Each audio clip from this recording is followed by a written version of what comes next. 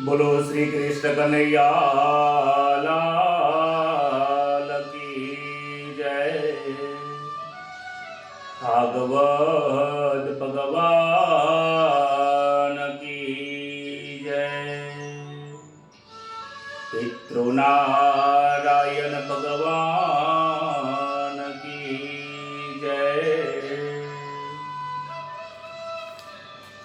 वक्रतुंड महाकाय सूर्यकोटि समाप्रभं निर्विघ्नं कुरु मे देव सर्वकार्येषु सर्वदा। वसुदेवसुतं देवं कंसचारुणमर्दनं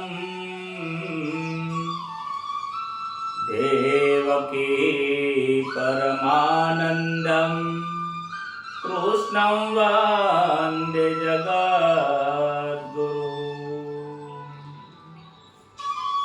सच्चिदानन्दरूपाय विश्वोत्पत्त्यादिहेतवे तापत्रय विनाशाय श्रीकृष्णाय वयं नमः। श्री गणेशाय नमः। श्री परमात्मने नमः। एति प्रथम नमो गुरुदेवने लरि लरि लागू पाय। माता पिता ने वंदन करे कथा कहूँ दिन रात। हरिजनो सौ पधारजो हरि गुरु संत सौ पधारजो। कथा कहो मम मति अनुसार। प्रेम स्वरूप श्री कृष्ण ने सुनो भागवत महापुराण। मंगल दिवस याजनो मंगल सौनु थाय। सौ संतो हरि भक्तों ने दास जयसना प्रणाम। सौ संतो हरि भक्तों ने दास जयसना प्रणाम।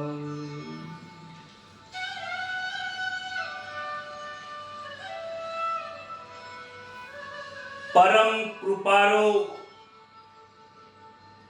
परम पवित्र એવું પરમાત્માનું નામ જે આનંદ આપવા વાળું છે, એક એવું નામ જે જીવનના અનેક તાપોને હરનારું છે, એક એવું પરમાત્માનું નામ જે જીવનના દરેક પ્રકારના સઘળા દુઃખોને દૂર કરવા વાળું છે, એક એવું પરમાત્માનું નામ જન્મ અને મરણના બંધનમાંથી છોડાવનારું છે, એક એવું પરમાત્માનું નામ જે અનેક પ્રકારના પાપો કર્યા હોય, કુસંગ કર્યો હોય, પૂરી જિંદગી ક્યારે ભગવાનનું નામ ના લયું હોય, પણ એક વાર જો ઈશ્વરના નામનો હૃદયની અંદર નામનો જપ જો શરૂ થઈ જાય તો પરમાત્માની પ્રાપ્તિ થાય છે. એ નામનો મહિમા કેવો છે? એ નામનો મહિમા હનુમાનજીએ ગાયો છે. એ નામનો મહિમા વાલ્મીકી ઋષિજીએ ગાયો છે. એ નામનો મહિમા અનેક સાધુ સંતોએ ગાયો છે. ડોંગરેજી મહારાજ એમના કથાની અંદર વારંવાર કહેતા કે આપેલા સદગુરુ મહારાજનો જે ગુરુ મંત્ર છે યા તો તમને જેના ઉપર જે ઈશ્વર ઉપર પૂરી શ્રદ્ધા અને નિષ્ઠા છે, વિશ્વાસ છે, એ પ્રભુના નામથી 12 કરોડ વખત જો જાપ કરવામાં આવે તો ઈશ્વરની પ્રાપ્તિ આ જન્મની અંદર શક્ય બને છે. આવ હું નથી કહેતો, ભગવાન શ્રી કૃષ્ણ ગીતાજીમાં 10મા અધ્યાયની અંદર 25મા શ્લોકમાં કહે છે, યજ્ઞાનામ જપ યજ્ઞોસ્મિ. યજ્ઞની અંદર જપ યજ્ઞ હું છું. જે આહુતિ આપે યજ્ઞ તો ઘણા બધા છે, એ પણ યજ્ઞ પણ મારું સ્વરૂપ જ છે. પણ જો તમે જપ યજ્ઞ કરો તો એમાં 1 રૂપિયાનો ખર્ચો નથી.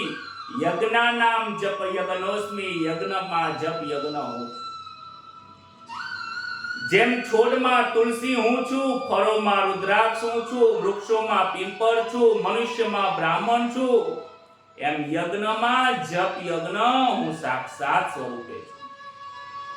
જો તમારે મને નિહાળવા હોય તો સાચા હૃદય કમળની અંદર આંખો બંધ કરીને, સંસારના અંદરથી મનને છોડાવીને, મારા શરણમાં તમારું મન મૂકીને મને નિહાળતા જો તમે મને જપ કરશો તો તમે મને ચોક્કસ તમારી સામે જોશો, એમાં કોઈ શંકાને સ્થાન નથી. નારદજી કહે છે કે તમે જ્ઞાન સ્વરૂપ છો. ગઈકાલે આપણે કથામાં જોયું હતું કે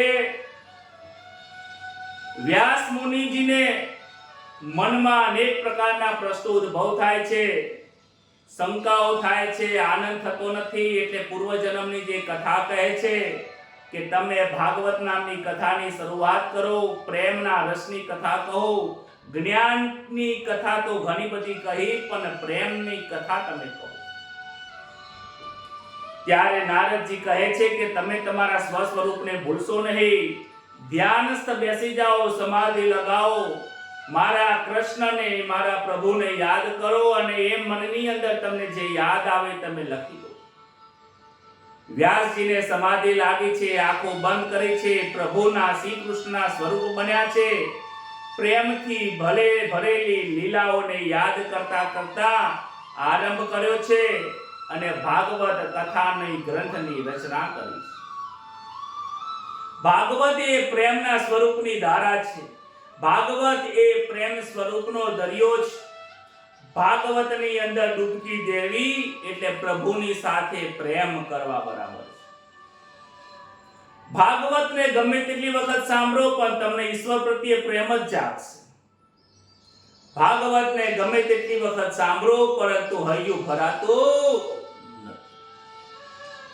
જેમ ખૂબ જે ભોજન તમને ગમતું હોય વારંવાર આપવામાં આવે ને તો એ આવાજ દો કેમ ખૂબ ભાવે છે. જે ભક્તોને ભાગવતનું રસપાન કરવું ગમે છે ને એ તો ધરાતા જ નથી.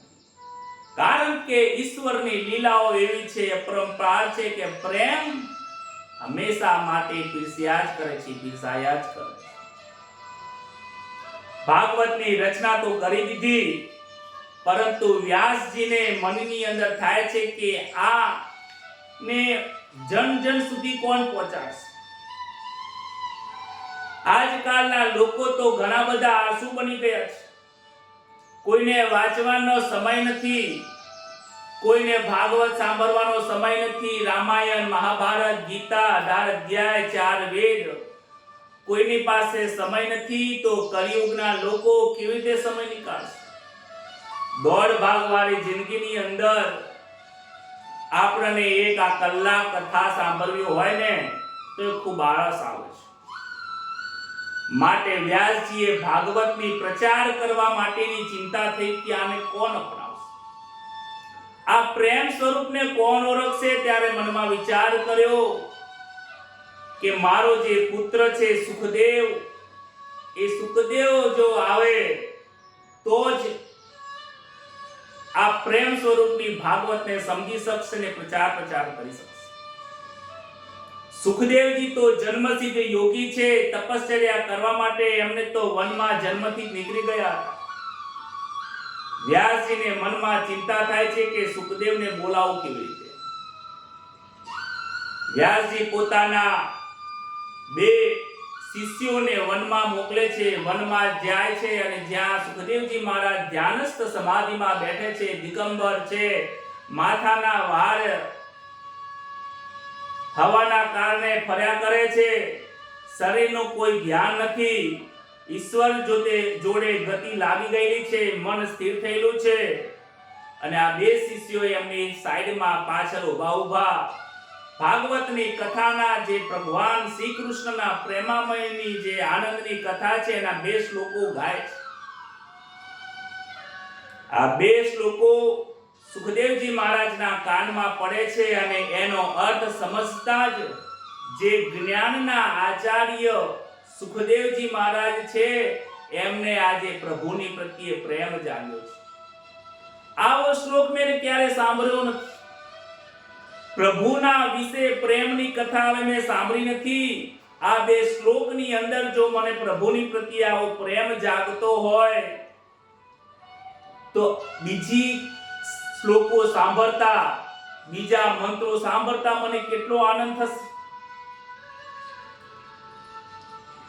કહે છે, કોણ બોલે છે આ મંત્રો? ત્યારે શિષ્ય સામે આવીને કહે છે કે આ તો બે જ શ્લોકો છે. તમારા પિતાજીએ શ્રીમદ ભાગવત મહાપુરાણની ભગવાન શ્રી કૃષ્ણના પ્રેમામૃતની કથાનું રચના કરી છે. આ તો બે શ્લોકો છે. પૂરો ભંડાર તો 18,000 શ્લોકથી બનેલો છે. એ તો તમારા પિતાજી જોડે છે. તમારે જો વધારે ભગવાન કૃષ્ણના પ્રેમની કથા સાંભળવી હોય ને તો પિતાજી જોડે જવું પડશે. વ્યાસ મુનિ ના આશ્રમની અંદર દોડતા સુખદેવજી મહારાજ આવે છે. સુખદેવજીને દોડતા આવતા જોઈને વ્યાસજીના સાષ્ટાંગ નમસ્કાર કરે છે. વ્યાસ મુનિને હૈયું ભરાઈ જાય છે, હૃદય ચાપે છે કે 12 વર્ષ પછી પુત્ર મારા ઘરે પધાર્યો છે. સુખદેવજી બે હાથ જોડીને કહે છે, પિતાજી મને આ શ્લોકો ભણાવો. સુખદેવજી કથા સાંભળે છે, કૃતાર્થ થયા છે, કારણ કે ભગવાન શ્રી કૃષ્ણની કથામાં મને બહુ આનંદ આવે છે, કારણ કે આવી પ્રેમામૃતની કથા મેં ક્યારે સાંભળી નથી. હું તો નિર્ગુણ નિરાકાર સ્વરૂપ જે પરમાત્મા છે એનું ભજન કરું છું. પરમાત્મા જે સ્વરૂપ છે એ સ્વરૂપ મારું છું. આવી હું નિરાકારની અંદર ફરું છું, પરંતુ સગુણ સ્વરૂપની અંદર ભગવાને અવતાર લઈને આવી લીલાઓ કરી છે. આ લીલાઓની અંદર હું પ્રેમની અંદર પાગલ બન્યો છું. આ પાગલ પ્રભુની અંદર પ્રેમમાં બની જાય એ કથા મને સંભળાવો, એ શ્લોકો મને શીખવાડો. હું તમને વંદન કરું છું. જ્યારે આવી માગણી જ્યારે કોઈ કરે ને ત્યારે અંતરમાં લાગણી થાય છે અને વ્યાસ મુનિજીને લાગણી થવાથી શ્રીમદ ભાગવત મહાપુરાણ એમને શીખવાડે છે. સુતજી કહે છે કે સુખદેવજી મહારાજ એ રાજા પરીક્ષિતને કથા સંભળાવી. મારા ગુરુદેવ પણ ત્યાં હતા. મને કથા સાંભળવી છે.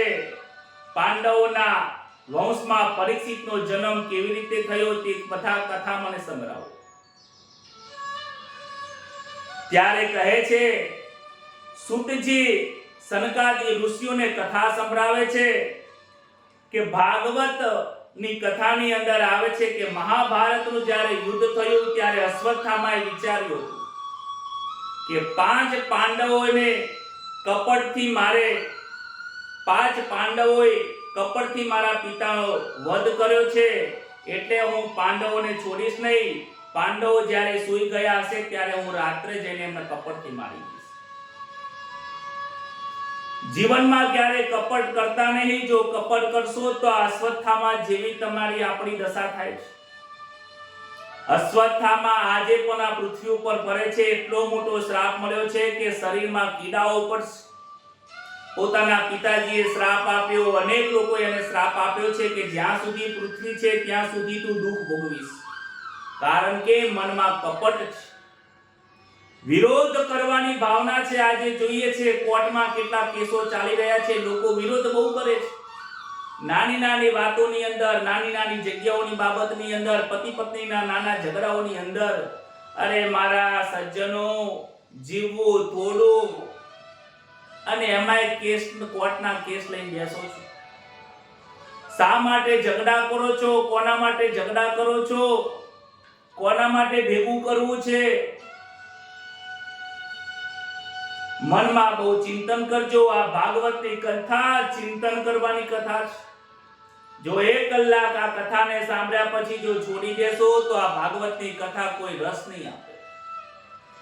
અરે ગાય પણ ચારો ચરીને, પશુ પણ એ મનની અંદર એ ચારો મોઢામાં પાછો લાવીને એને મંથન કરે છે, એને ચાવે છે, એને વાગોળે છે, ત્યારે એ ચારામાંથી દૂધ અમૃત જેવું બને છે.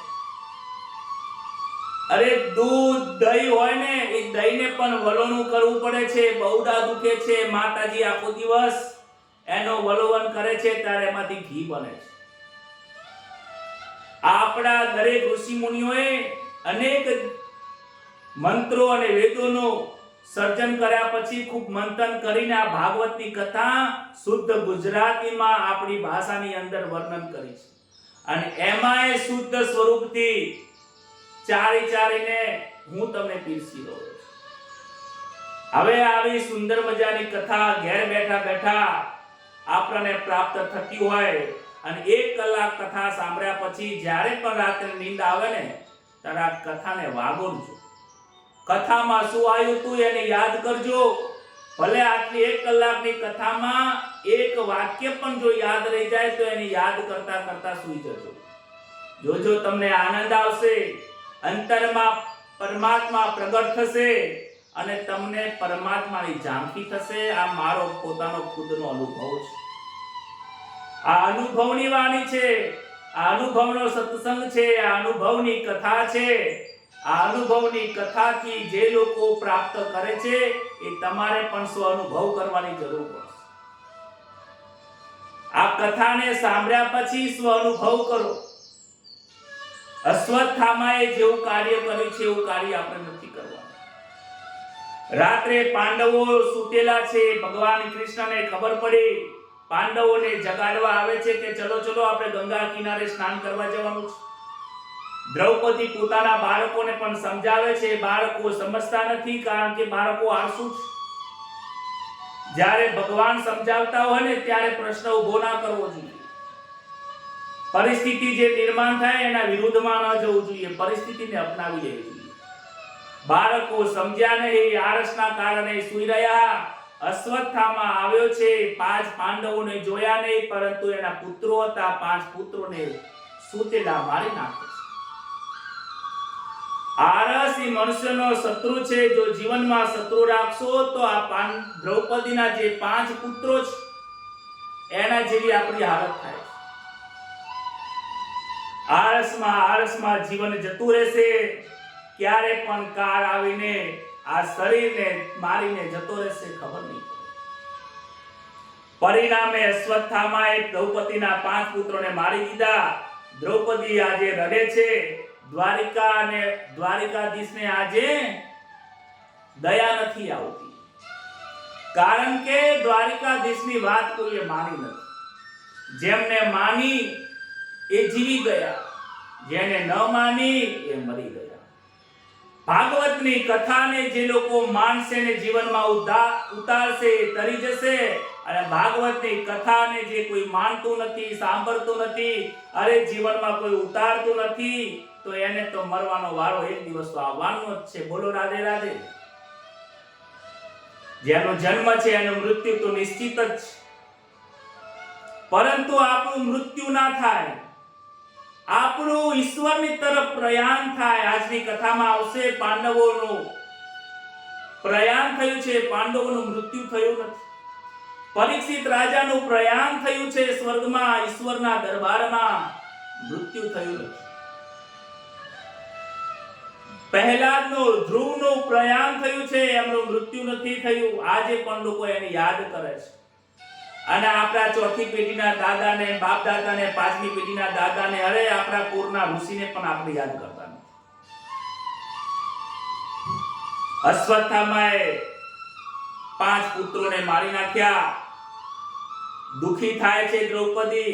અર્જુને અશ્વત્થામાને મારવાની પ્રતિજ્ઞા કરી, પરંતુ બ્રાહ્મણ અને ગુરુનો પુત્ર હોવાથી એને મારવાની ઈચ્છા થતી નથી. બંદી કરીને દ્રૌપદીની પાસે લાવે છે.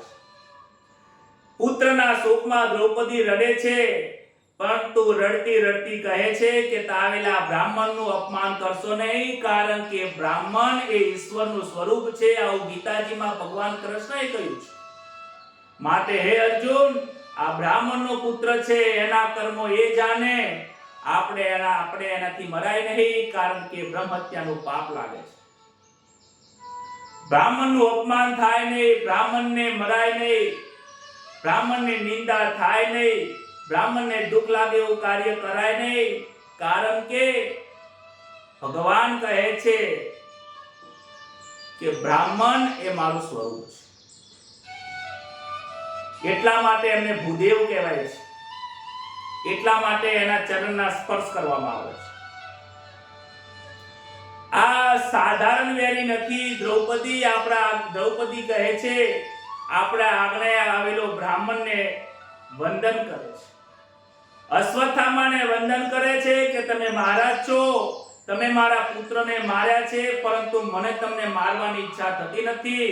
અશ્વત્થામા ખરેખર મનમાં વિચાર કરે છે કે દ્રૌપદી ખરેખર સતી છે.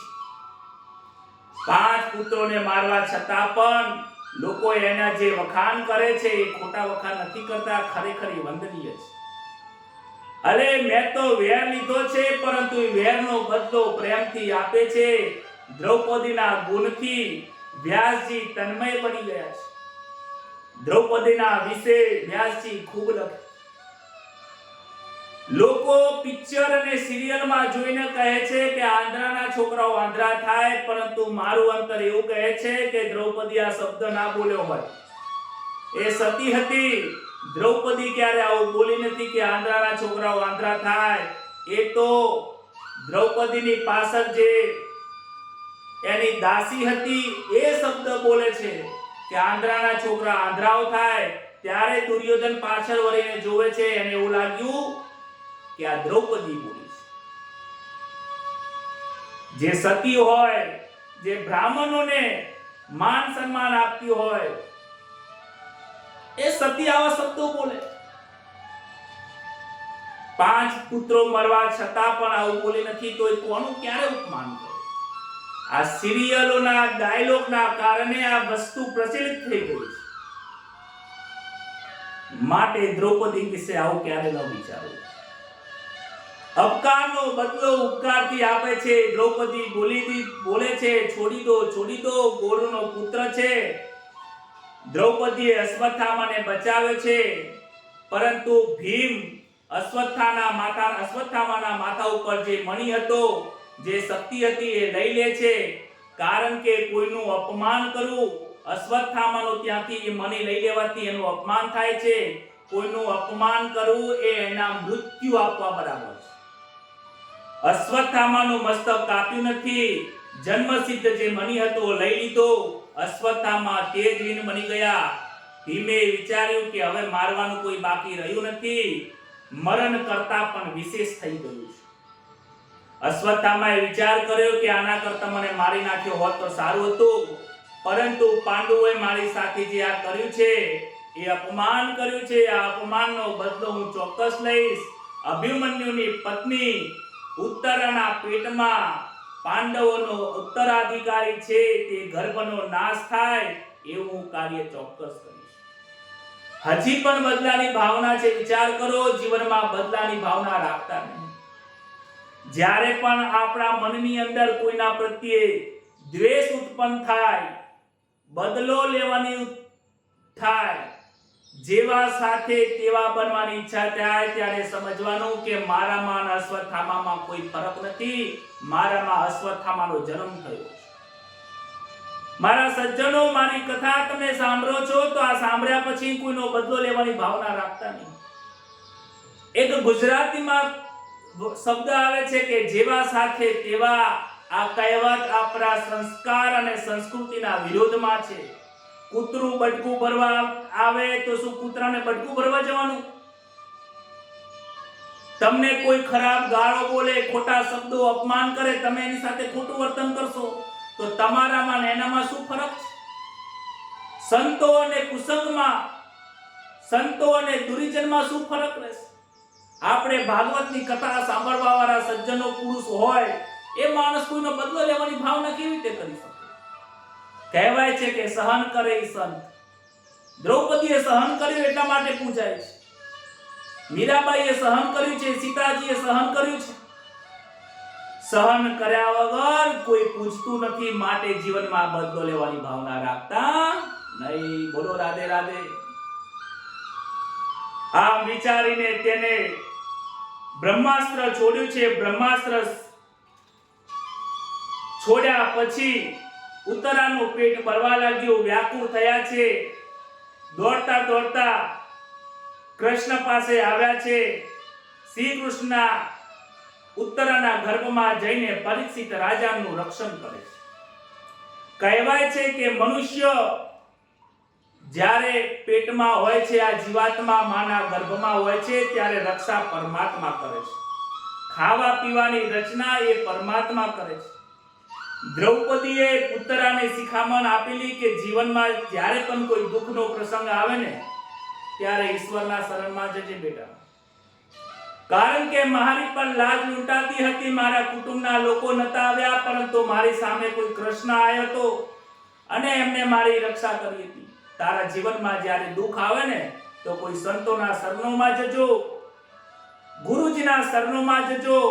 જ્યાં તમને સારી વાતો સાંભળવા મળતી હોય, સજ્જન પુરુષ દેખાતા હોય, એને જઈને તમારા દુઃખની વાતો કરજો, જેથી તમને સાચો ઉપાય મળશે. ભગવાન કોઈના ગર્ભમાં જતા નથી. કહે છે કે રામ અવતાર થયો, કૃષ્ણ અવતાર થયો. કૃષ્ણ અવતારમાં પણ ભગવાન દેવકીના પેટમાં ગયા નથી, ખાલી ભાસ કરાયો છે. ભગવાન ક્યારે ગર્ભમાં આવતા નથી, ખાલી ભ્રાંતિ કરાવે છે માતાને. એ તો પ્રગટ થાય છે, પરંતુ ભક્તોની લાજ રાખવા માટે ભગવાન આજે દ્વારિકાધીશ પરીક્ષિતના રક્ષણ કરવા માટે ઉત્તરાના પેટમાં જઈને ગર્ભની રક્ષા કરી છે અને પરીક્ષિત રાજાને સ્વસ્થ રાખ્યા છે. કહે છે પરીક્ષિતનું રક્ષણ ન કરી શકાય. આમ પરીક્ષિતનું રક્ષણ કરી દ્વારકાધીશ દ્વારકામાં જવા માટે તૈયારી કરી છે. જ્યારે પરીક્ષિત રાજાના જ્યારે પણ પરીક્ષિત પેટમાં સ્વસ્થ રહે છે, એમનું રક્ષણ કરે છે, ત્યારબાદ ભગવાન શ્રી કૃષ્ણને લાગે છે કે હવે મારે દ્વારકામાં જવું પડશે. બીજા દિવસ ઉગે છે, સવારમાં દ્વારકાધીશ દ્વારકા જવા માટે નીકળે છે. ત્યારે રસ્તામાં કુંતા માતા આવે છે અને રોકે છે કે હે પ્રભુ રૂકી જાઓ, હે કૃષ્ણ રૂકી જાઓ, તમે જશો નહીં, અમને છોડીને ક્યાં ચાલ્યા? નિયમ એવો હતો કે કૃષ્ણ દરરોજ કુંતા માતાને વંદન કરે છે, પરંતુ આજે કુંતાજી કૃષ્ણને વંદન કરે છે. કૃષ્ણ કહે છે તમે આ શું કરો છો? હું તો તમારા ભાઈનો દીકરો છું, તમે મને પ્રણામ કરો એ ન શોભે. કુંતાજી કહે આજ સુધી તો હું તમને મારા ભાઈના પુત્ર ભત્રીજા તરીકે માનતી હતી, પરંતુ મને એવું લાગ્યું છે કે તમારી કૃપાથી મને મારા સ્વસ્વરૂપની ઓળખાણ થઈ છે. તમે મારા ભાઈના પુત્ર નથી, તમે ભગવાન છો, પરમાત્મા છો. આજે હું તમારા શરણમાં આવી છું. મારે એક વરદાન જોઈએ છે. મેં આજ સુધી તમારી જોડે કાંઈ માંગ્યું નથી, પરંતુ આજે એક માંગવા આવી છું, તમે મને આપશો? ત્યારે કૃષ્ણ કહે છે શું જોઈએ માંગો. આજે કુંતાજી જે માંગે છે એવું આ દુનિયામાં કોઈએ માંગ્યું નથી. કુંતાજી વિચારે છે દુઃખના દિવસોમાં પ્રભુએ હંમેશા મને સાથ આપ્યો છે. આજે સુખનો સમય ઉગ્યો છે તો પ્રભુ અમને છોડીને જાય છે. કુંતાજીએ માંગ્યું છે કે હે મોટા નાથ, અમારા જીવનમાં ઘણું બધું દુઃખ આવ્યું અને આજે સુખના પ્રસંગોની શરૂઆત થઈ છે. પરંતુ આજે હું તમારા પાસે ફરીથી એવું માંગુ છું કે તમે મને હતું એવું ફરીથી દુઃખ આપો. મારા જીવનમાં અનેક પ્રકારના દુઃખના ડુંગરાઓ ફરીથી આવે એવું માંગુ છું. કૃષ્ણ કહે છે કે અરે આ શું માંગો છો? વિપત્તિ માંગો છો. તમે તમારા જીવનમાં દુઃખ જોયું છે છતાં પણ દુઃખ માંગો છો. કુંતાજી આજે દિન બન્યા છે, બે હાથ જોડીને વંદન કરે છે, પ્રભુ મને આજે દુઃખ માંગવા દો, કારણ કે દુઃખમાં પ્રભુનો સાથ હોય છે. જ્યાં સુધી અમને દુઃખ હતું તમે અમને સહકાર આપ્યો, મારા દરેક કાર્ય તમે કર્યા, પરંતુ જ્યારે આજે સુખની શરૂઆત થઈ છે તો તમે અમને છોડીને ચાલ્યા ગયા છો. હું તમને વંદન કરું છું. કુંતાજી આજે સ્તુતિ કરે છે, હે પ્રભુ તમે દયા કરો, અમને ભક્તિ આપો. મને કાંઈ બોલતા આવડતું નથી, તો બસ તમારા શરણમાં હું રહેવા માંગુ છું. તમે અમને છોડીને જશો નહીં. સાંખ્ય શાસ્ત્રના 26 તત્વોનું વર્ણન કર્યું છે. ભગવાન બધું કરી શકે છે પરંતુ ભક્તોને નારાજ કરી શકતા નથી. ભગવાન જોડે તમે માંગશો એ મળી જશે. ભગવાન એમની ભક્તિ આપતા નથી. ભગવાન ભક્તોનું દુઃખ જોઈ શકતા નથી. કુંતાજીની વાત માની જાય છે, પાછા વળે છે. કુંતાજીની સાથે મહેલમાં આવે છે. અર્જુનને એવું લાગે છે કે મારા મિત્ર છે એટલે પાછા આવી ગયા. કુંતાજીને એમ લાગે છે કે મેં એમને જેને મનાવ્યા એટલે પાછા આવી ગયા. સુભદ્રાને લાગે છે કે મારા માનેલા ભાઈ છે ને એટલે પાછા આવ્યા. સમજવા જેવું છે હો સજ્જનો. પરંતુ કૃષ્ણ કહે છે કે હું કોઈના માટે આવતો નથી, હું તો મારા ભક્ત માટે આવ્યો છું. હું તો મારા પ્રેમની સગાઈને માનું છું, હું લોહીની સગાઈમાં માનતો નથી. તમને બધાને ભલે લાગે હું તમારા માટે પાછો આવ્યો છું, તમને એમ લાગે છે હું તમારા માટે આવ્યો છું, પરંતુ હું મારા ભીષ્મ માટે આવ્યો છું. મરણની પથારીએ ભીષ્મ બેઠા છે, મને એક ચિત્તથી યાદ કરે છે. યુધિષ્ઠિરને કહે છે કે ચાલો આપણે પિતામહને મળવા જઈએ. પિતામહને મળવા જાય છે. પિતામહ બે હાથ જોડીને વંદન કરે છે, સ્તુતિ કહે છે, પ્રભુ તમે આટલી વાર કેમ લગાડી? હું ક્યારનો તમને વંદન કરું છું, નમસ્કાર કરું છું. પ્રશ્ન પૂછે છે કે મારી એવી શું ભૂલ થઈ? મેં મારા જીવનમાં ધર્મના કાર્યના કારણે મેં જીવનમાં લગ્ન ન કર્યા, બ્રહ્મચર્યાશ્રમનું પાલન કર્યું. મારા પ્રશ્નનો એક ઉત્તર આપો. મારા જીવનમાં સૈયા ઉપર કેમ સૂવું પડ્યું? ત્યારે કૃષ્ણ કહે છે કે હે પિતામહ, હે ભીષ્મ, તમે તમારા જીવનમાં શું પાપ કર્યું શું તમે નથી જાણતા? પિતામહ કહે છે કે મને યાદ નથી. અરે ભીષ્મ, દ્રૌપદીના જ્યારે ચીરહરણ થતા હતા ત્યારે તમે એક શબ્દ નતા બોલ્યા, મૌન ધારણ કરી બેઠા. એ મોટા મોટું દુઃખ હતું. તમે જ્યારે ના બોલ્યા ત્યારે મારે ત્યાં દોડીને આવવું પડ્યું. પિતામહ હતા, ધર્મની રક્ષા કરવા વાળા હતા.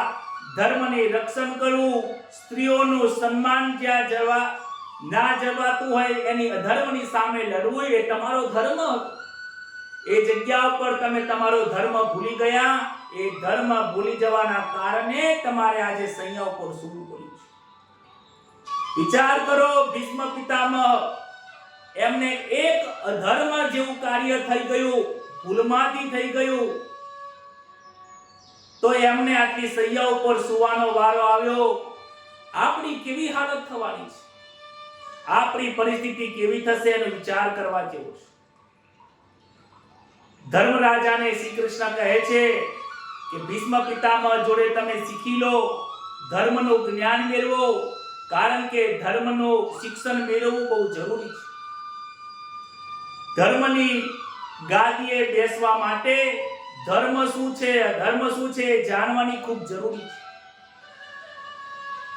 ભીષ્મ યુધિષ્ઠિરને સમજાવે છે કે જીવનમાં જ્યારે દુઃખ આવે ને ત્યારે પરમાત્મા શ્રી કૃષ્ણને યાદ કરજો. અંતકાળને બહુ યાદ કરવાની જરૂર છે. મૃત્યુના સમયને યાદ કરવાની જરૂર છે. વિષ્ણુ સહસ્ત્રનો પાઠ જે કોઈ વ્યક્તિ કરશે એના જીવનમાં કલ્યાણ થશે. ભીષ્મ સ્તુતિ કરે છે વિષ્ણુ સહસ્ત્રના પાઠ. જે વ્યક્તિ પોતાના જીવનમાં વિષ્ણુ સહસ્ત્રનો પાઠ કરે છે એને ભવોભવના દુઃખ દૂર થાય છે, આદિ વ્યાધિ ઉપાધિમાંથી મુક્ત થાય છે. મહાભારતમાં આવે છે ભીષ્મ યુવાચ યસ્ય સ્મરણ માત્રેન જન્મ સંસાર બંધનાત વિમોચ્યતે નમસ્તસ્મૈ વિષ્ણવે પ્રભવિષ્ણવે. યસ્ય સ્મરણ માત્રેન, ભીષ્મ કહે છે કે યસ્ય સ્મરણ, વિષ્ણુ ભગવાનના જે નામ છે, 1000 નામ જે છે, વિષ્ણુ સહસ્ત્ર જે નામ છે, સ્મરણ માત્રેન જન્મ સંસાર બંધના, જન્મ રૂપી આ સંસારમાંથી મુક્ત કરવા વાળી કથા છે. વિમુચ્યતે નમસ્તસ્મૈ વિષ્ણવે પ્રભવિષ્ણવે. કશું જ ના આવડે, કોઈ વાંચતા ના આવડે, શ્લોક ના આવડે તો ઓમ નમો ભગવતે વાસુદેવાય, ઓમ વિષ્ણવે નમઃ, આ મંત્રનો સતત તમે જાપ જપ્યા કરશો તો હે યુધિષ્ઠર, મારું મરણ તો હવે સુધરી રહ્યું છે, કારણ કે મારા મરણની સામે પ્રત્યક્ષ પ્રભુ પરમાત્માના હું દર્શન કરી રહ્યો છું. પણ હવે તમે પણ તમારું મરણ સુધારજો, કારણ કે વિષ્ણુની પૂજા સિવાય, પરમાત્માની પૂજા સિવાય, ભગવાન શ્રી કૃષ્ણની પૂજા સિવાય આ આવનારા કળિયુગની અંદર સહેલો બીજો કોઈ ઉપાય નથી. ઉત્તરાયણનો સમય થયો છે. ભીષ્મજીએ મૌન ધારણ કર્યું, પરમાત્માનું ધ્યાન ધર્યું છે. કહે છે કે હે પરમાત્મા, હે પ્રભુ, મારી પાસે કંઈ છે નહીં, હું તમને શુદ્ધ ભેટ અર્પણ કરું. બસ મારી પાસે એક જ વસ્તુ છે, મારા મન અને મારું બુદ્ધિ, આ જ એક મારું છે, આ બે હું તમને અર્પણ કરું છું.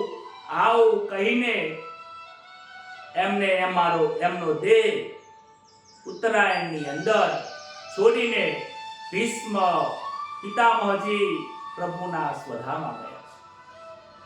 સ્વધામાં જવું એટલે પરમાત્મામાં લીન થવું. પરમાત્માની અંદર, પરમાત્માના નામની અંદર જે લીન થાય છે એને જ આનંદ થાય છે. યુધિષ્ઠિર હસ્તિનાપુરમાં રાજ કરવા લાગ્યા છે. ધર્મના પાલનથી દરેક લોકો સુખી જીવન જીવે છે.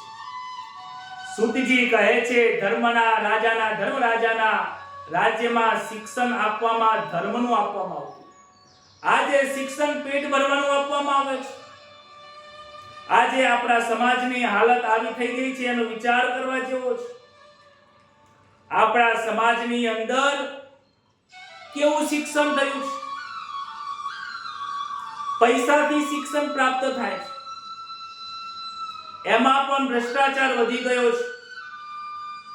પેટ ભરવાનું શિક્ષણ આપવામાં આવે છે. આજનું શિક્ષણ આ જીવાત્માને સુખી કરે એવું શિક્ષણ નથી. આજનું શિક્ષણ પ્રાપ્ત કર્યા પછી ન એને આર્થિક રીતે પણ મજબૂત બને છે, ન આ સંસારના સુખોમાં પણ આનંદ થાય છે, અને ન એને આધ્યાત્મિક જીવનમાં પણ કોઈ સુખી કરે છે. પરંતુ જો જીવાત્માને, કોઈ બાળકને ધર્મનું શિક્ષણ આપવામાં આવ્યું હોય તો એ જીવ એના જીવનમાં સુખી થાય છે. પહેલા ધર્મનું શિક્ષણ આપવામાં આવતું હતું. આજે આપણે જીવનની અંદર આપણા બાળકોને ધર્મનું શિક્ષણ આપવાનું બહુ જરૂરી છે.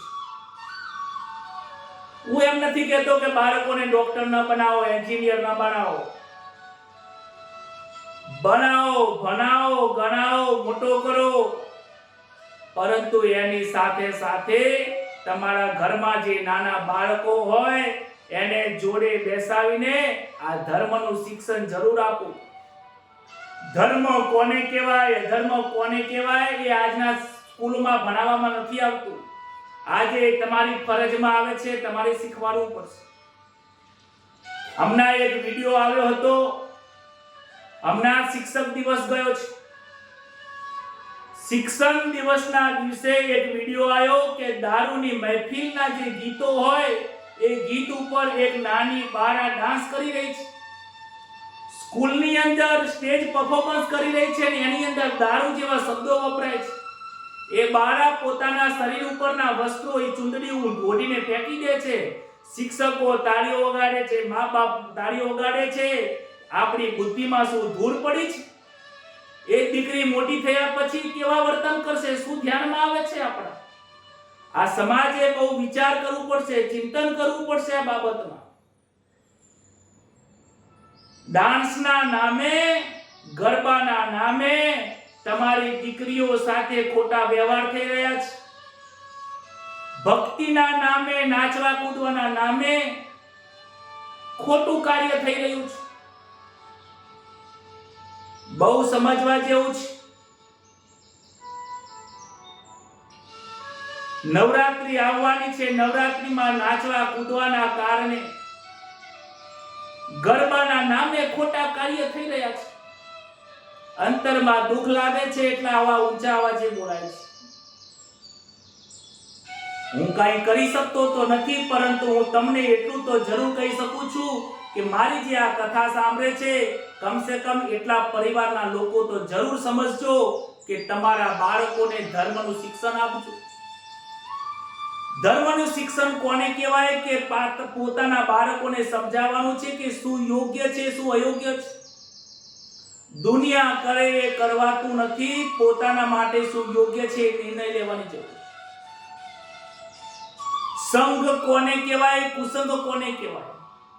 સત્ય શું છે, અસત્ય શું છે? આપણું જીવન શેના માટે મળ્યું છે? તમારા બાળકોમાં સહન શક્તિ વધે એવું કાર્ય કરજો. બાળકોમાં સંતોષ વધે એવું કાર્ય કરજો. બાળકોમાં પ્રેમની ભાવના જાગે ને આવું શિક્ષણ આપજો. કારણ કે સ્કૂલની અંદર 50,000 ફી ભરશો પણ એ શિક્ષક ક્યારે નહીં શીખવાડે બાળકો સત્યમ વદહ, સાચું બોલવું જોઈએ, ધર્મમ ચર, ધર્મનું આચરણ કરવું જોઈએ. એવું કઈ સ્કૂલ છે આવું શીખવાડે છે? તમારા બધાને હું નમ્ર અપીલ કરું છું, તમે જ તમારા બાળકોને શિક્ષણ આપજો. તમે જ તમારા બાળકોને શીખવાડજો ધર્મ કોને કહેવાય, અધર્મ શું કહેવાય. જો ખોટું કાર્ય કરે, ખોટું બોલે, વડીલોનું અપમાન કરે, માતા પિતાની સામે બેસે તો એને ગુસ્સે થઈને નહીં, શાંતિથી જોડે બેસાડીને માથા ઉપર હાથ ફેરવીને કોઈ એક કથા સંભળાવ્યા પછી એને સમજાવજો. એના હૃદયમાં વાત ઉતરશે. રામના ગુનો ગાજો, પરીક્ષિતની કથા કહેજો, દ્રૌપદીની કથા કહેજો, સીતાની કથા કહેજો. તમારા બાળકનું જીવન ધન્ય થઈ જશે. વધારે નહીં કહેતો. આજે યુધિષ્ઠિરના રાજ્યમાં ધર્મનું શિક્ષણ પ્રાપ્ત થયું છે. એમના જીવનની અંદર, એમની રાજ્યની અંદર કોઈ દુઃખ રહ્યું નથી.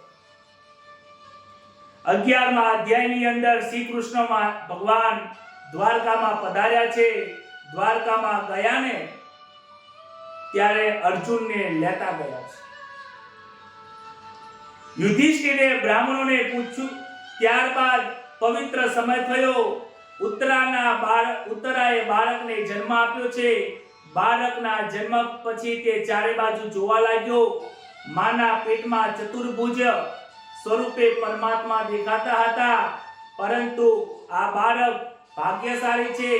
ગર્ભમાં જન્મતા પહેલા જ એને પરમાત્માના દર્શન થયા. પરીક્ષિતનો જન્મ થયો છે. લોકોને આનંદ થયો છે. યુધિષ્ઠિરે બ્રાહ્મણને પૂછ્યું કે આ બાળક કેવો થશે?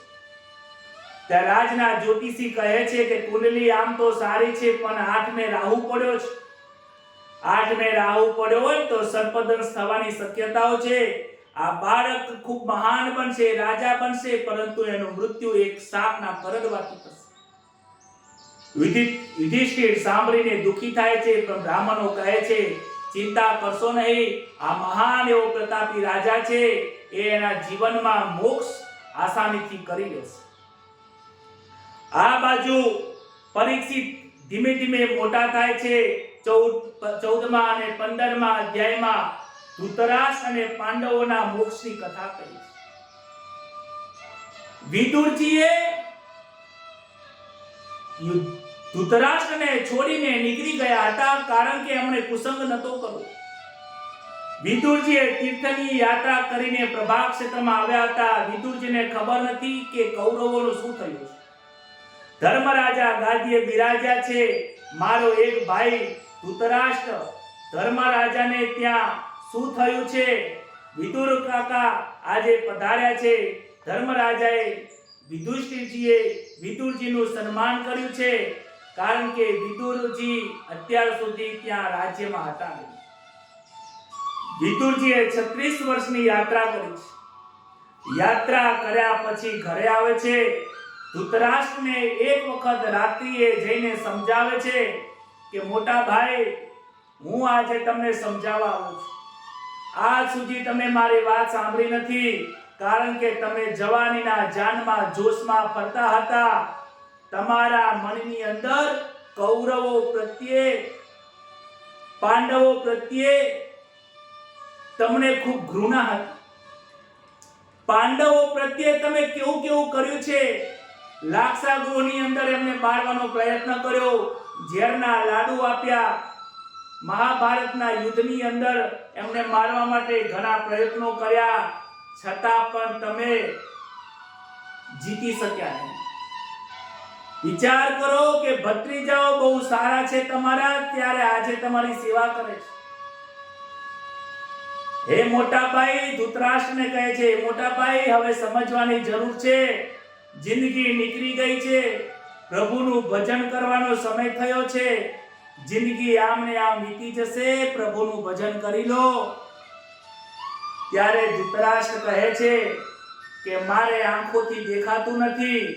તમારા બાપી પણ આંખે જોઈ શકતા નથી. અમે પ્રભુનું ભજન કેવી રીતે કરીએ? બોલો, પ્રભુનું ભજન ના કરવું હોય ને એના વાયદા દેખાય છે. ભાઈ પગે બેસાતું નથી. ઘરમાં કોઈ મહેમાન આવી જાય છે, રાત્રે વહેલા ઊંઘી જવાની આદત છે. કથા ન સાંભળવાના કારણો ઘણા બધા હોય છે. લોકોને ભજન કરવાના શરમ આવે છે. બોલો, લોકોને એમ લાગે છે કે 50, 60, 70 વર્ષની ઉંમર થાય ને ત્યારે ભજન કરવાના. કથામાં આગળ જઈને બેસવામાં શરમ આવે છે. અમે ભજનમાં જઈએ છીએ, આવું કોકને કહેવું હોય તો શરમ આવે છે. શરમાશરમી આજે ભજન થઈ ગયા છે. અરે આ જીવાત્માને ખોટું કાર્ય કરવું હોય તો શરમ નથી આવતી. અને પ્રભુનું ભજન કરવું હોય, કથા પંડારમાં જવું હોય, અરે આ કથાનો વિડિયો શેર કરવો હોય તો શરમ આવે. બોલો, આ જીવાત્મા કેટલો અંદરથી ભરેલો છે. ભાગવતની કથાના ગ્રુપમાં જોઈન્ટ થવું લોકોને દુઃખ લાગે. કથાના વિડિયોને શેર કરવા એમ લાગે જાણ કે આ તો ભક્ત થઈ ગયો હોય એવું બતાવે છે. અરે દુનિયાને જે કહેવું હોય કે આપણે આપણી મસ્તીની અંદર જિંદગી જીવીએ. વિદુરજી સમજાવે છે, મોટા ભાઈ ચિંતા કરશો નહીં, સમય થઈ ગયો છે. તમે જો આ સંસારને નહીં છોડો ને તો આ સંસાર મૃત્યુના સમયે તમને મારીને મોકલશે સંસારમાં. કે હવે તો ઉંમર થઈ છે, આ ડોહો મળતો નથી. લોકો 11 તમને આપીને મારવાનો પ્રયત્ન કરશે કે હવે મારી 11 તમને આપી દઉં, હવે આ ડોહો સૂતી જાય. સારું, ગાયને ચાર નાખીશ, પક્ષીઓને ચણ નાખીશ, આવું બોલીને તમને મારવાનો પ્રયત્ન કરશે. અરે તમારા દીકરાઓ જ કહેશે કે હવે શરીરમાં બહુ દુઃખ થાય છે, હે ભગવાન મારા પિતાજીને તમે લઈ. તમારા પુત્ર, તમારી પત્ની, તમારા પરિવાર, તમારું સુખ, તમારું ઘર, કોઈ જ તમને એ સમય પર સુખ આપવાનું નહીં હોય. મોટા ભાઈ સમજી જાઓ, વહેલું છે. ભત્રીજાઓ સારા છે એટલે તમારી સેવા કરે છે, નકર બીજા હોત તો ક્યારના તગડી મેલ્યા હોત. કહે છે કે તો અમે શું કરીએ? વિદુરજી કહે, જો તમારે પ્રભુનું ભજન કરવું હોય તો આજે જ ચાલો. કાલ સવારની રાહ જોશો નહીં તો સવારમાં તમને યુધિષ્ઠિર જવાની દે. રાત્રિનો સમય થયો છે. રાત્રે નીકળી ગયા છે. ગાંધારી, ધૃતરાષ્ટ્ર અને વિદુરજી ઘરમાંથી પ્રયાણ કર્યું. વનમાં જાય છે, ઉપવાસ કરે છે, પ્રભુનું ભજન કરે છે. પ્રભુનું ભજન કરતા કરતા ધૃતરાષ્ટ્રનો અને વિદુરજી ધૃતરાષ્ટ્રનો સ્વધાગમન થયું. સવાર પડી ધૃતરાષ્ટ્ર દેખાતા નથી. યુધિષ્ઠિરને લાગે છે કે ઘર છોડીને નીકળી તો નહીં ગયા હોય, આત્મહત્યા તો નહીં કરી હોય, અમારી સેવામાં કોઈ ખામી તો નહીં રહી ગઈ હોય. ખૂબ પ્રયત્ન કર્યો છે, ધૃતરાષ્ટ્ર મળતા નથી, દુઃખી થાય છે. નારદ મુનિ આવીને સમજાવે છે કે હે ધર્મરાજા, તમે ચિંતા કરશો નહીં, જેનો જન્મ છે એનું મૃત્યુ છે. યુધિષ્ઠિરને સમજાવે છે કે ધૃતરાષ્ટ્રજીને જ્યાં જવાનું હોય ત્યાં યોગ્ય સમય ગયા છે. હવે કળિયુગને આવવાનો સમય થયો છે. પ્રભુને સ્વધામા ગમનનો સમય થયો છે. 6 મહિના પછી કળિયુગ બેસવાનો છે. એ કળિયુગ કેવો આવશે તમે જોઈ નહીં શકો. માટે પ્રભુ હવે સ્વધામા જવાની તૈયારી કરે છે. ધૃતરાષ્ટ્ર અને વિદુરજીએ પણ એમના સ્વધામા જવાનો જે સમય હતો એ એમનો સમય સાધી લીધો છે. તમને હું ચેતાવા આવ્યો છું, હવે તમે પણ ચેતી જાઓ, તમારો પણ સમય થઈ ગયો છે. શ્રી કૃષ્ણ દ્વારિકામાં ગયા ત્યારે અર્જુનને લેતા ગયા. પ્રભુની ઈચ્છા હતી કે યદુકુલનો વિનાશ થાય તો સારું. એમના ઈચ્છા પ્રમાણે યદુકુલનો વિનાશ થયો છે.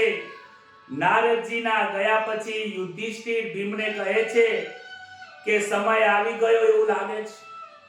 મને કળિયુગની છાયા દેખાય છે. અત્યાર સુધીમાં તો બહુ ધર્મકાર્ય હતું, પરંતુ હવે મારા રાજ્યમાં અધર્મ વધી ગયો એવું લાગે છે. ધીમે ધીમે લોકો જૂઠું બોલતા થયા છે, અનીતિ કરતા થયા છે, ભ્રષ્ટાચાર થયા છે. લોકો હવે ઘરને તાળા મારવાના લાગ્યા છે. અત્યાર સુધીમાં કોઈ ઘરને તાળું મારતા નતા. તાળું એટલે શું ખબર નથી, અને હવે તો લોકો તાળું મારતા થયા છે, વાતો કરતા થયા છે. એમ વાતો કરતા હતા. ભીમ અને ધર્મરાજા વચ્ચે સંવાદ ચાલતો હતો. એટલામાં તો અર્જુન દ્વારિકાથી આવ્યો છે. મુખ ઉપરથી નિસ્તેજ તેજ તૂટી ગયું છે. યુધિષ્ઠિર અર્જુનનું સ્વરૂપ જોઈને દુઃખી થયા. હે અર્જુન, આ શું થયું છે? તારામાં તેજ ક્યાં ગયું? તારું ગાંડીવ અને ધનુષ ક્યાં ગયું છે? આ સાંભળતા જ અર્જુન આની આંખોમાંથી પાણી વયા કરે છે. અર્જુન રડે છે, ગભરાઈ જાય છે. રડતા રડતા કહે છે, આજે મને મારો લાલો, મારો કૃષ્ણ યાદ આવે છે, જેને આપણને આનંદ કરાયા, જે આપણી સાથે રહેતા હતા.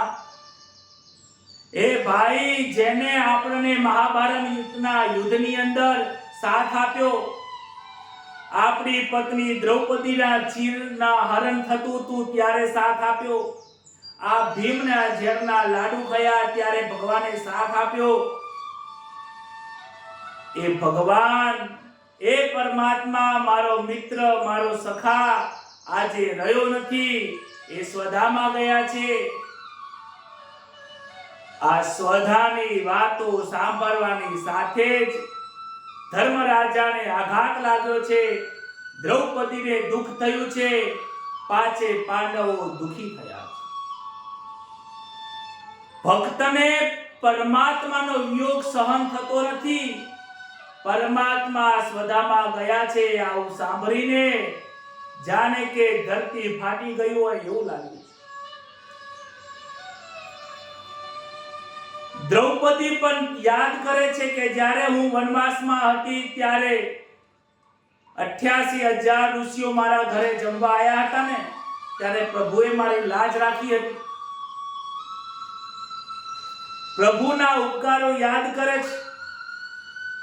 જ્યારે કોઈનો વિયોગ હોય ને ત્યારે એના ઉપકારો યાદ આવે છે. અરે વિયોગમાં એના ઉપકારો યાદ ના કરો, આજે જ યાદ કરો કે આપણા માતા પિતાના ઉપકાર આપણા ઉપર કેટલો ઉપકારો છે. આપણા માતાજીએ આપણા માટે કેટલું સહન કર્યું છે, આપણા પિતાજી આપણા માટે કેટલું સહન કર્યું છે. અરે પ્રભુએ આપણને કેટલું બધું આપ્યું છે, શું કામ હવે બીજી લેવાની લાલસાઓ રાખો છો? પ્રભુએ શું બાકી રાખ્યું છે આપણને આપવામાં? પ્રભુએ આપણને જન્મ આપ્યો, મોટા કર્યા, પરણાયા, ગરનાયા, આપણા કિસ્મતમાં હતું એ બધું આપણને આપ્યું. આપણે જે દુઃખ ભોગવીએ છીએ આપણા કર્મના કારણે ભોગવીએ છીએ. હવે બીજા કોઈ ખોટા કર્મ કરવા નથી, સારા કર્મો કરવા એ આપણી ફરજ છે. પરમાત્માના ઉપકારોને યાદ કરશો તો હૈયું ભરાઈ જશે. પ્રભુ તારા ઉપકારો છે હજાર, હું કેમ કરીને ગાઉં? મારા કર્મો છે ઘણા, હું કેમ કરીને ગાઉં? પરમાત્માનો પોકાર કરો ને તો પરમાત્મા આવી જાય છે. દ્રૌપદીએ યાદ કર્યા, દ્રૌપદીના ચીર પૂરવા માટે આવી ગયા. અરે નરસિંહ મહેતા જ્યારે યાદ કરે છે ત્યારે નરસિંહ મહેતાનું મામેરું ભરવા આવી જાય તો શું આપણા દુઃખમાં ના આવી જાય? પરંતુ આપણા દુઃખમાં પરમાત્મા નથી આવતા. એનું કારણ ખબર છે? કારણ કે આપણે પરમાત્માને યાદ નથી કરતા, પરમાત્માને બોલાવતો નથી. પરમાત્મા કહે છે તું એક વખત બોલાય તો જો, હું તારી સામે ના આવું તો મને કહેજે, મને વાર નહીં લાગે, કારણ કે હું તારા હૃદયમાં જ બેઠો છું. પરંતુ આપણને દુઃખ પડે ને ત્યારે ડોક્ટર જોડે જઈએ છીએ, જ્યોતિષો જોડે જઈએ, ભુવા જોડે જઈએ, બાજુના મિત્ર જોડે જઈને આપણે પોતાના પેટ ઠાલવીએ છીએ, પણ પરમાત્માને જોડે જતા નથી. દ્રૌપદી પણ ઉત્તરાને એક શિખામણ આપે છે, બેટા જ્યારે દુઃખ પડે ને ત્યારે ઠાકોરજીને યાદ કરો. ઠાકોરજીને યાદ કરો, જ્યાં સુધી ઠાકોરજી ના આવે ને ત્યાં સુધી એનો પગ છોડશો. પરંતુ 5-10 મિનિટ થાય ને એટલે પાછા આપણે માયામાં જતા રહીએ. ભગવાન આપણી પરીક્ષા કરે છે, વાલા તું તારી જરૂરિયાત કેટલી છે? ઘણા લોકો મને કુંડલી મોકલે છે, મહારાજ મારી કુંડલી જોઈ લેજો ને. પછી હું એને ફોન ના કરું, હું જોઉં કે એને કુંડલી જોવા માટે કેટલી જરૂરિયાત છે. હું ક્યારે સામેથી કોઈને ફોન કરતો નથી કે તમે મને જન્મ તારીખ ને સમય મોકલ્યો હતો ને, બોલો તમારો શું પ્રશ્ન છે? હું પણ કોઈની, પરમાત્મા કોઈની રાહ જોતો નથી. પરમાત્મા આપણી પરીક્ષા કરે છે. એ પરીક્ષામાં પાસ થવું એ આપણી ફરજ. ધીરજ રાખો, ધૈર્ય રાખો, પરમાત્માની સાથે એટલો પ્રેમ અને સહાનુભૂતિ બતાવો કે પરમાત્માને આવવાની જરૂર પડે. અરે આપણે પરમાત્માના સુદર્શન કરવાની જરૂર પડે, ભક્તિ એવી કરો કે પરમાત્માને આપણા દર્શન કરવાની ઈચ્છા થાય. અને તમને ખબર છે પંઢરપુરની અંદર મેદની ભરાઈ હતી, દર્શન કરવા માટે હજારો ભક્તો હતા, અને પુંડરીકના પોતાના માતા પિતા બીમાર હતા, સેવાના કારણે જઈ ના શક્યા. ત્યારે પંઢરપુરમાં ભગવાન પુંડરીકના દર્શન કરવા માટે નીકળી જાય છે. હજારો લોકોને જોવે છે કે અહીંયા આજે મારો પુંડરીક આવ્યો નથી, પુંડરીકના મારે દર્શન કરવા છે. મૂર્તિ ગાયબ થઈ જાય છે. પુંડરીકના દર્શન કરવા નીકળી જાય છે. ઘર ખખડાવે છે. કોણ? કે હું ભગવાન શ્રી કૃષ્ણ છું. કે અવાજ કરશો નહીં, હું મારા માતા પિતાની સેવા કરું છું, આ ઈટ આપું છું, બાર ઉભા રહો, અત્યારે હું મારા માતા પિતાની સેવામાં છું. વિચાર કરો, માતા પિતાની સેવામાં પુંડરીકને ભગવાનના દર્શન થયા છે. આજે આ પાંડવો અને દ્રૌપદી, અર્જુન બધા પરમાત્માના વિયોગમાં ખૂબ દુઃખી થયા છે. એમને પણ લાગે છે પરમાત્મા ગયા તો હવે અમારે રહીને શું કરવું છે? પરમાત્મા નો વિયોગ જ્યારે આ જીવાત્માને લાગે ને ત્યારે જ સાચી ભક્તિ થાય છે. પરમાત્માનો વિયોગ જ્યારે લાગશે ત્યારે જ વૈરાગ્ય આવશે. તમને ખ્યાલ છે, જ્યારે કોઈ વસ્તુ ખોવાઈ જાય ને તો આપણે એની પાછળ પડીએ છીએ. જ્યાં સુધી વસ્તુ મળે નહીં ત્યાં સુધી આપણે અથાગ પ્રયત્ન કરીએ છીએ. આજે નહીં તો કાલે, પરમે દિવસે, 10 દિવસ, 15 દિવસ શોધવા માટે પ્રયત્ન કરીએ છીએ. આપણે આ જીવાત્માની અંદર આ જીવ પરમાત્માથી વિખૂટો પડી ગયો છે, પોતાના સ્વ સ્વરૂપને ભૂલી ગયો છે. એને એ ભૂલને યાદ કરવાની છે. પરમાત્માથી આ જીવ જે વિખૂટો પડ્યો છે એ પરમાત્મા તરફ જવા માટેની આ કથા છે. આ કથા સાંભળીને પ્રભુનો વિયોગ જો આપણને ના થાય તો એ કથા સાંભળી બરાબર નથી. અર્જુનની વાત સાંભળીને ધરતી ફાટી જાય એટલું દુઃખ દ્રૌપદીને થયું છે. કહે છે કે હવે આપણે અહીંયા રહેવું નથી. પરીક્ષિતને રાજ્ય સોંપીને આજે પાંડવો સ્વર્ગારોહણની તૈયારી કરે છે. યુધિષ્ઠિર ભગવાનના સ્વધાગમન, યદુવંશ બધું જ પરમાત્માને પ્રાપ્ત કરવા માટે પરમાત્માની પ્રાપ્તિ માટે પરીક્ષિત રાજાને રાજ્ય સોંપીને સ્વર્ગારોહણ તરફ નીકળી ગયા. કેદારનાથનો રસ્તો પકડ્યો છે. સુખદેવજી અને શુક્રાચાર્ય જે રસ્તો લીધો હતો એ જ રસ્તે જાય છે. ચાલતા ચાલતા દ્રૌપદીનું પતન થયું છે, કારણ કે એને વિશેષ પ્રેમ હતો અર્જુનના પ્રત્યે. બીજા નંબરનું પતન સહદેવને થાય છે, કારણ કે જ્યોતિષ હતો, તિકાર જ્ઞાનનું એને અભિમાન હતું. ત્રીજા નંબરનું પતન નકુરને થાય છે, કારણ કે એને પોતાના રૂપનું અભિમાન હતું. ચોથું પતન અર્જુનનું થાય છે, કારણ કે પરાક્રમી હતો, ધનુર્ધર હતો, એને એનું અભિમાન હતું. ચોથું પતન ભીમનું થાય છે, કારણ કે એને ભોજનમાં બહુ વિશેષ રસ હતો.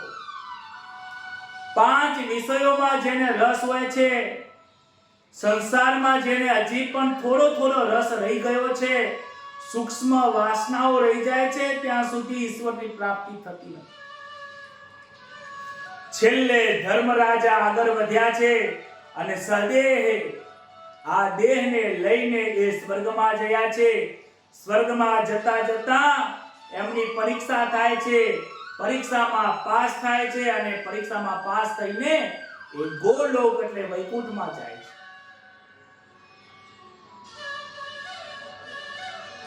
સદેહે જેને ભગવાનના દર્શન કર્યા છે, મીરાબાઈ પણ સદેહમાં ગયા છે. 400-500 વર્ષ જૂની કથા છે. મીરાબાઈને આ આત્માથી પરમાત્માની સાથે પ્રાપ્ત થઈ ગયા છે. મેવાડમાં જન્મ થયો, દ્વારકામાં આવ્યા ને પ્રભુની ભક્તિ કરે છે. એક દિવસ એમને બહુ દુઃખ લાગે છે કે આ સંસાર મને બહુ દુખી કરે છે. આ સંસારથી હું રહી શકું એમ નથી. હે પ્રભુ, હવે તમે મને લઈ લો, તમારો વિયોગ મારાથી સહન થાય એવો નથી. ત્યારે પરમાત્મા ની પાસે તે જાય છે અને પ્રભુની સાથે રાધે કૃષ્ણ કરતા એ પરમાત્માની સાથે રમતા એમની પાસે જાય છે. કીર્તન કરતા નિજ મંદિરમાં પ્રવેશ કર્યો અને જ્યારે એકમેક પરમાત્મા સ્વરૂપ થઈ જાય છે, સ્વ સ્વરૂપમાં ધ્યાન થઈ જાય છે, લીન થઈ જાય છે, ત્યારે પરમાત્માને પણ એમના પ્રેમમાં વશ થઈને એમને પોતાના તરફ ખેંચી લે. એ પણ સદેહ ગોલોકમાં વૈકુંઠમાં જાય છે. કીર્તન ભક્તિ પણ બહુ મહાન છે. શ્રવણ ભક્તિથી આ સદેહ પરીક્ષિત રાજાને મોક્ષની પ્રાપ્તિ થાય છે. કીર્તન ભક્તિથી મીરાબાઈને પણ પરમાત્માની પ્રાપ્તિ થાય છે. જ્ઞાનથી સુખદેવજી મહારાજને ઈશ્વરની પ્રાપ્તિ થઈ. તુકારામ મીરાબાઈ ભક્તિ કરીને, આનંદ કરીને, વૈરાગ્યથી ઈશ્વરની પ્રાપ્તિ કરી. આપણાથી બીજું કાંઈ ના થાય તો કાંઈ નહીં. 1 કલાકની આ કથા સાંભળી અને મનન કરીને જો જીવનમાં આપણે ઉતારીએ તો આજની આ કથાથી સાંભળ્યા પછી પણ આપણે પણ મુક્તિ મળે છે. ભગવાનના નામની કથા જેટલી કથા કરી એટલી ઓછી છે. એમનો મહિમા જેટલો ગાઈએ એટલો ઓછો છે. આજની આ કથાને ભગવાન શ્રી રામ, શ્રી પરમાત્મા સ્વરૂપ શ્રી કૃષ્ણ એવા દ્વારિકાધીશના શરણમાં આપણે મૂકીએ છીએ અને આવતીકાલે ફરીથી આ કથાને નવી કોઈ એક કથાની અંદર પ્રગટ કરીશું. ધર્મરાજાની પરીક્ષિત રાજાએ ધર્મને કેવી રીતે સ્થાપના કરી, ધર્મને કેવી રીતે બચાવવાનો પ્રયત્ન કર્યો છે એની કથા આવતીકાલે આપણે પ્રગટ કરીશું. ત્યાં સુધી આપણે પ્રભુના નામનું કીર્તન કરીએ. હરે રામ રામ રામ સીતારામ રામ રામ સીતારામ રામ રામ રાધે શ્યામ શ્યામ. હરે રામ રામ રામ સીતારામ રામ રામ સીતારામ રામ રામ રાધે શ્યામ શ્યામ. હરે રામ રામ રામ સીતારામ રામ રામ. શ્રી રામચંદ્ર ભગવાન કી જય. દ્વારિકાધીશ કી જય. ભાગવત ભગવાન કી જય. પિતૃનારાયણ ભગવાન કી જય. નમઃ પાર્વતી પતય. હર હર મહાદેવ. સૌને રાધે રાધે. જય શ્રી કૃષ્ણ. શુભરાત્રિ. કથા સાંભળ્યા પછી પ્રભુની સાથે આનંદ કરવાની ઈચ્છા થાય. રાત્રે સુતા સુતા કથાને યાદ કરજો અને ગ્રુપની અંદર તમારા વિચાર રજૂ કરજો કે આ કથા સાંભળ્યા પછી તમારી અંતરની વેદનાઓ કેવી છે, કથા સાંભળ્યા પછી તમને કેવો અનુભવ થાય છે એ તમારા અનુભવ ગ્રુપની અંદર લખજો, મનન કરજો અને આ વિડીયોને દૂર દૂર સુધી ભક્તો સુધી પહોંચાડજો. કોઈ શરમ સંકોચ ભક્તિ કરવામાં રાખવાની જરૂર નથી, કારણ કે આપણી પાસે સમય જ નથી. આવતીકાલે ફરીથી મળીશું આ જ સમય ઉપર. સૌને રાધે રાધે. જય શ્રી કૃષ્ણ.